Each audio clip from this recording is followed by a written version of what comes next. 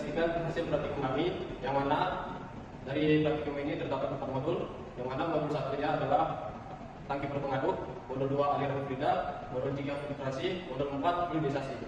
Adapun anggota kelompok dari yang pertama oleh saya Ukia Febri Rosario Ginting, saya Adriana Hidayat, saya Adi Febri, saya Agus Syabandi, saya Ira Rahayu. Baik, langsung saja kita masuk ke modul 1, yaitu tangki berpengaduk yang akan dijelaskan oleh Ira Rahayu. Nah, ada tujuan dari praktikum tangki berpengaduk yaitu yang pertama mempelajari proses pengadukan dan mengetahui peralatan pengadukan. Yang kedua, menentukan korelasi konsumsi daya beberapa jenis pengaduk. Yang ketiga, menentukan waktu pencampuran hingga diperoleh kondisi yang sebenarnya.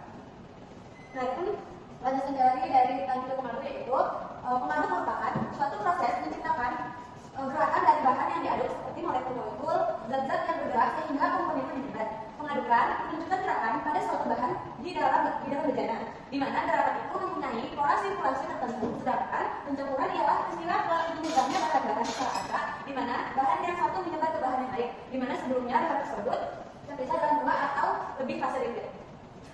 Nah, ada alat tambahan dari praktikum ini. Yang pertama yaitu tangki 5.000 mili, yang kedua motor pengaduk, yang ketiga bakal 4, yang keempat pengaduk 1 propeller, yang kelima turbin daun 4,5 terbuka, yang keenam turbin daun 4 penuh, yang ketujuh termometer digital, yang kedelapan ember, yang ke-9 barium, yang ke-10 stopwatch. Adapun bahan yang digunakan yaitu air dan tinta Cina dan tepung. Nah, adapun skema kerjanya, yang pertama kita tuh melihat pola aliran. Yang pertama, diisi tangki sesuai penugasan. Yang kedua, dipasang pengaduk 4 terbuka dan 4,5 terbuka. Yang ketiga, dihubungkan dengan arus listrik. Yang keempat, tekan tombol on dan diaduk dengan perlakuan sama pada kedua jenis propeller dan kecepatan sesuai penugasan yaitu 300 rpm. Yang kelima, proses pengadukan diberikan perlakuan sama untuk kedua propeller dengan keadaan baffle dan baffle. Yang keenam, untuk melihat pola aliran dimasukkan pertengahan untuk melihat bentuk aliran pencampuran. Nah, yang kedua itu waktu pencampuran. Nah, yang pertama diisi tangki 3/4 mili dari volume tangki. Yang kedua, dipasang pengaduk pada tangki. Yang ketiga, di saat mata pengaduk telah terhubung dengan arus listrik dan pengaduk sudah berputar, ditambah tepung dan tinta Cina sesuai penugasan. Yang keempat, diberikan perlakuan yang sama dengan menggunakan baffle dan data baffle dengan kecepatan 500 rpm. Adapun hasil yang akan dijelaskan oleh kalian. Adapun hasil pengamatan pada data waktu pencampuran yang kami dapat. Pada turbin fase terbuka, massa tepung 875 gram dengan rpm 600. Pada keadaan baffle didapat waktu pencampuran selama 14 detik dan pada keadaan baffle selama 20 detik. Pada massa tepung 28,125 gram dengan rpm 600. Pada keadaan baffle didapat lama waktu pencampuran 16 detik dan baffle 26 detik. Pada massa tepung 37,50 gram pada 600 rpm, pada keadaan baffle didapat waktu pencampuran 18 detik dan baffle 30 detik. Selanjutnya, hasil perhitungan bilangan Reynolds dan daya pompa. Pada kondisi baffle dengan konsentrasi 0,5%, turbin 4,5 terbuka, bilangan Reynolds-nya 56,364471 dengan daya pompa 1271,005,4 watt. Pada konsentrasi 0,75% dengan turbin 4,5 terbuka, pada bilangan Reynolds didapat 51,261466676 dan daya pompa 1.228.864,5. Pada konsentrasi 1% dengan turbin 4,5 terbuka, bilangan Reynolds didapat 33,4000937 dan daya pompa 1.261.331,4 watt. Pada konsentrasi 1% dengan turbin 4 penuh, didapat bilangan Reynolds sebesar 29,99912,457 dengan daya pompa 951.613,02. Penggerakan minyak dan teratur dalam suatu cairan dengan alat mekanis yang terpasang pada alat seperti turbin. Pola aliran yang terjadi dalam cairan yang diaduk tergantung pada jenis pengaduk, karakteristik fluida yang ada di aduk yang diaduk, dan ukuran serta jenis perbandingan ukuran antara tangki pengaduk dan sekat. Jenis pengaduk yang digunakan yang pertama yaitu ada pengaduk jenis turbin. Pengadukan turbin ini menimbulkan aliran arah aksial dan tangensial. Di sekitar turbin terjadi daerah turbulensi yang kuat, arus dan geserannya yang kuat antara fluida. Salah satu jenis pengaduk turbin adalah pitch head black. Pengadukan jenis ini memiliki sudut konstan aliran terjadi pada arah sebelah sampai 9 aksial. Meski demikian, terdapat pula aliran pada arah radial. Aliran ini akan mendominasi jika sudut berada dekat dengan dasar tangki. Pengadukan turbin adalah pengaduk dayung yang memiliki banyak daun pengaduk yang berukuran lebih pendek, digunakan pada kecepatan tinggi untuk cairan dengan rentang yang sangat luas. Nah, yang pertama itu kita melihat pola aliran. Berdasarkan hasil dan pertama itu berdasarkan praktikum yang kami lakukan, didapatkan bahwa terjadi pola aliran sebagai berikut. Yang pertama, turbin 4 penuh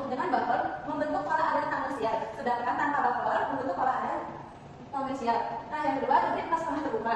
Dengan buffer membentuk pola aliran potensial, sedangkan tanpa buffer membentuk pola aliran potensial. Pola aliran pengaduk yang menunjukkan arah aliran yang tegak lurus terhadap sumber rotasi pengaduk, dan pola aliran action adalah pola aliran yang menyelesaikan aliran ke arah melintang di sekitar tangki pengaduk. Beberapa hal yang mempengaruhi pola aliran adalah sudut pola impeller, jumlah kadar impeller, jenis impeller, geometri tangki, jenis fluida, sifat fluida, letak atau posisi porosi impeller. Nah, ada beberapa pencampuran yaitu pada topik ini digunakan pengaduk jenis 4,5 terbuka dengan kecepatan 600 rpm dengan menggunakan konsentrasi 0,5%, 0,5%, 1%, serta menggunakan keperluan yaitu dengan buffer dan tanpa buffer. Dari topik yang telah diketahui bahwa pencampuran dipengaruhi oleh konsentrasi tepung yang dipakai dan penggunaan buffer untuk pencampuran. Hal tersebut dibuktikan dengan konsentrasi yang 0,5 membutuhkan waktu yang lebih sedikit dibanding konsentrasi tepung yang 0,75% dan 1%. Ada beberapa faktor lain yang mempengaruhi waktu pencampuran yaitu kecepatan pencampuran, penggunaan buffer, jenis pengaduk yang digunakan, dan debit tangki. Nah, ada kesimpulan yang dapat diambil dari waktu ini. Yang pertama, jenis aliran dan kecepatan aliran berbanding lurus dengan daya dan jenis aduk yang digunakan. Yang kedua, waktu pengadukan dipengaruhi oleh beberapa faktor yaitu kecepatan dan jenis kadar. Yang ketiga, penggunaan buffer dapat mempengaruhi terjadinya vortex. Yang keempat, daya pompa berhubungan dengan bilangan Reynolds. Seharusnya semakin tinggi daya pompa semakin besar nilai bilangan Reynolds. Baiklah, modul selanjutnya yang akan dijelaskan oleh Alian.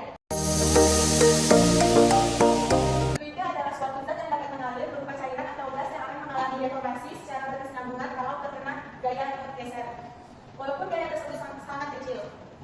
Fluida yang mengalir pada pipa akan bergesekan dengan permukaan dalam pipa, sehingga menyebabkan adanya penurunan tekanan atau pressure drop disebabkan oleh faktor geser pada pipa, diameter pipa, tipping, dan bilangan Reynolds-nya.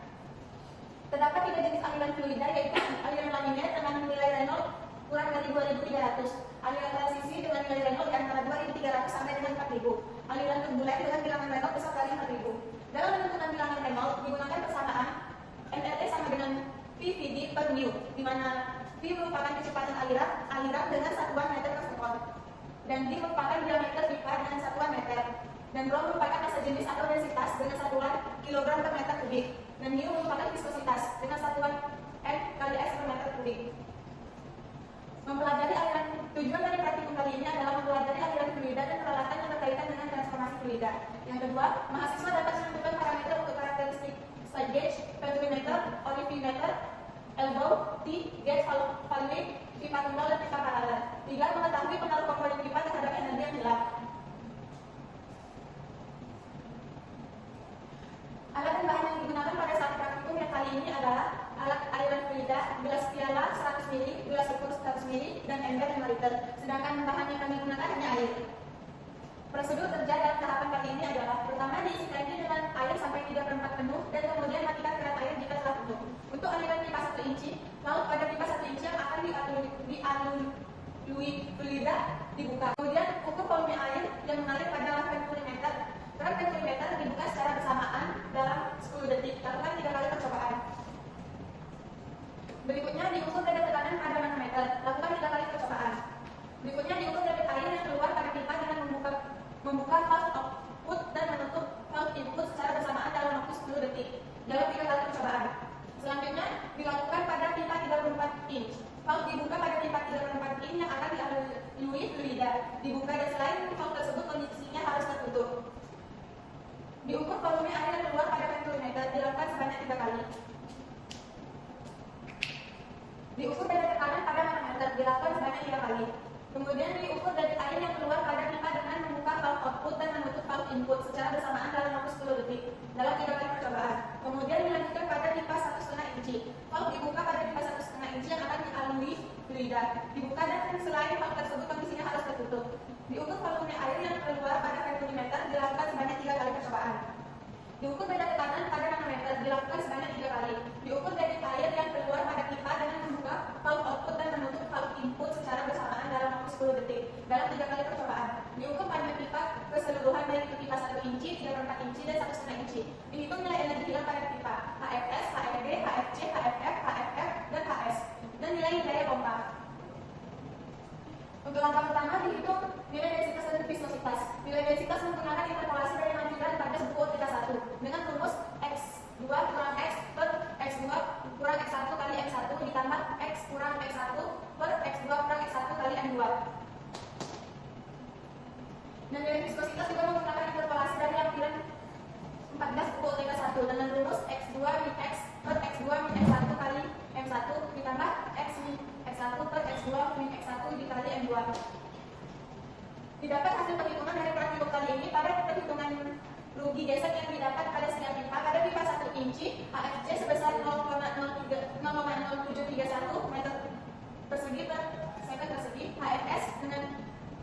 digeser 0,3838, KFD 0,1828, KFF 2,5116, KF total 3,1513. Pada ukuran pipa 3/4 inci, HFC sebesar 0,02285, KFF 0,4748, KFE sebesar 0,02181, HFF 2,4700, HF total 2,9894. Dan pada pipa ukuran setengah inci, HFC sebesar 0,0320, HFS 0,5076, HFE 0,0520, HFF 17,5237, dan HF total 18,1153. Pada tabel perhitungan debit, kecepatan bilangan Renault dan daya pompa didapat pada pipa 1 inci dengan debit 0,003371, kecepatan 0,6047, bilangan Renault 20.436,9779, daya pompa 9,9133, dan pada ukuran pipa 3/4 inci didapat debit 0,001886 dengan kecepatan aliran 0,5473 dan bilangan Renault 14.441,3439, daya pompa 9,9011, dan terakhir pipa 1 inci dengan debit 0,000975 dengan kecepatan 0,4974, bilangan Renault 9.973,0447, daya pompa 25,001.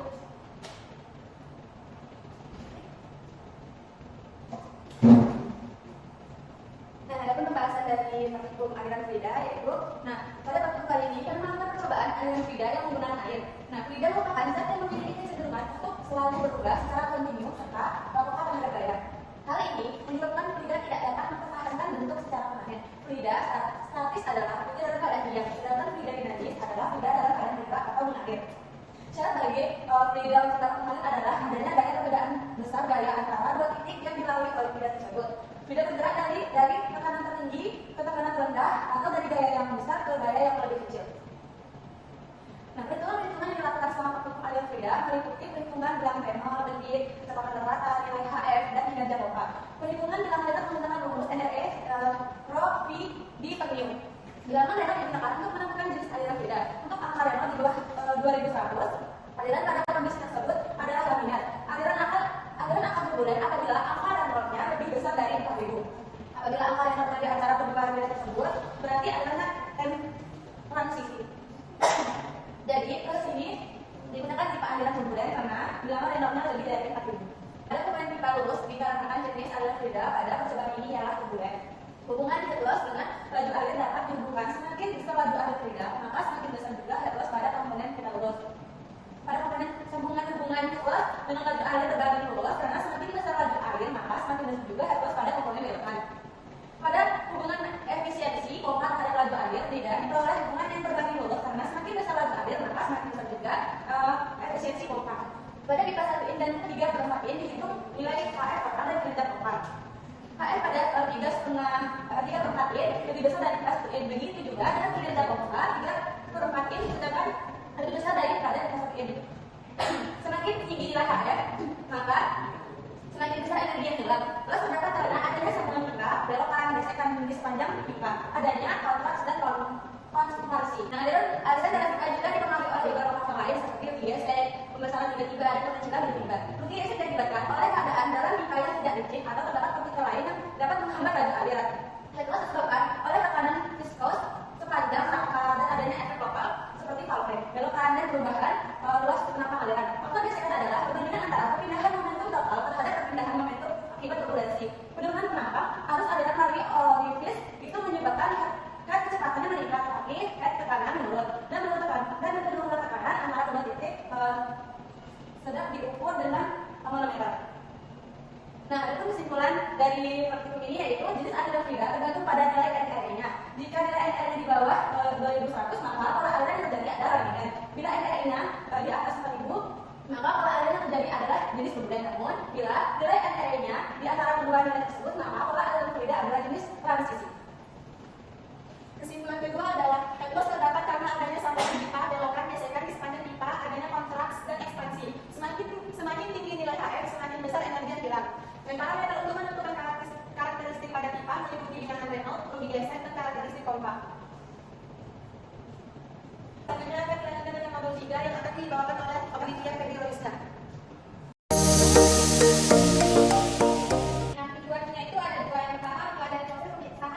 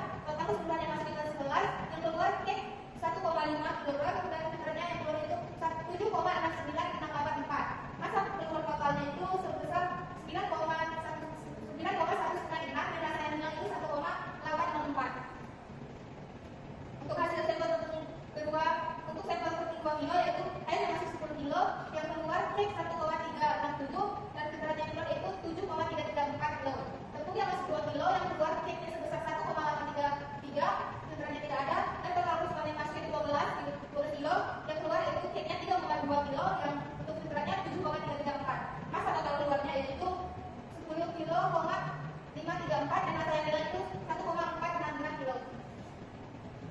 Adapun pemanasan dari praktikum filtrasi yaitu percobaan pada praktikum ini dilakukan sebanyak 2 kali dengan massa tepung yang berbeda, yakni digunakan 1 kilo tepung pada percobaan pertama, 2 kilo tepung pada percobaan kedua, dengan volume air yang digunakan yang sama yaitu 10 liter.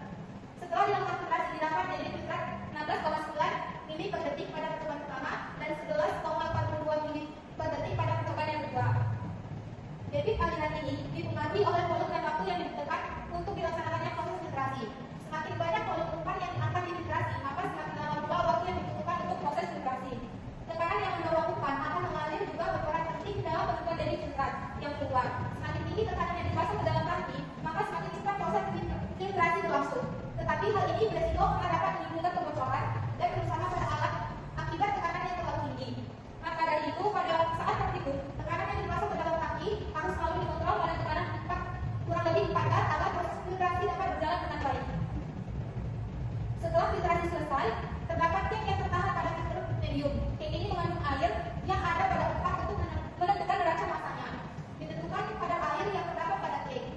Pada percobaan pertama, kadar air pada kek didapat sebesar 39% dan pada percobaan kedua sebanyak 62,72%.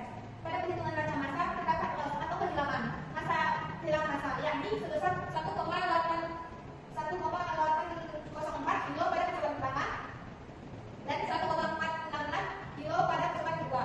Kehilangan massa ini dapat disebabkan oleh terdapatnya umpan yang masih tertinggal di dalam tangki, yaitu sebesar 78,447 gram pada percobaan pertama dan 89,349 gram pada percobaan yang kedua. Adanya umpan yang tertinggal di sela-sela perawatan serta pada filter medium adanya umpan yang tertukar saat perawatan diumpankan ke dalam tangki. Dan ini data tersebut didapatkan persamaan Y sama dengan minus 1,3354 X tambah 0,1242. Persamaan nilai ini nilai yang diberikan sehingga didapatkan resistensi cek untuk sampai 1 kilo adalah 603,4135 kg dan resistensi filternya 15.425,504 m/s dan persamaan Y minus 7,8632 X tambah 0,3521. Persamaan linear inilah yang digunakan sehingga didapatkan resistensi cek untuk sampai 2 tepung adalah 1,95320 m/kg dan resistensi ceknya minus 43.730,4364 m/meter per sekon. Jadi resistensi cek ini menunjukkan beberapa besar hambatan yang dihadapi cairan yang tidak difiltrasi saat melewati lapisan cek karena cek juga berperan sebagai filter. Perbandingan nilai resistensi cek dan nilai resistensi filter medium pada sampel tepung 1 kilo dan sampel 2 kilo menunjukkan perbedaan yang cukup signifikan, terutama pada nilai resistensi cek. Hal ini dikarenakan konsentrasi umpan pada sampel tepung 2 kilo lebih besar, sehingga nilai resistensi ceknya tidak lebih besar.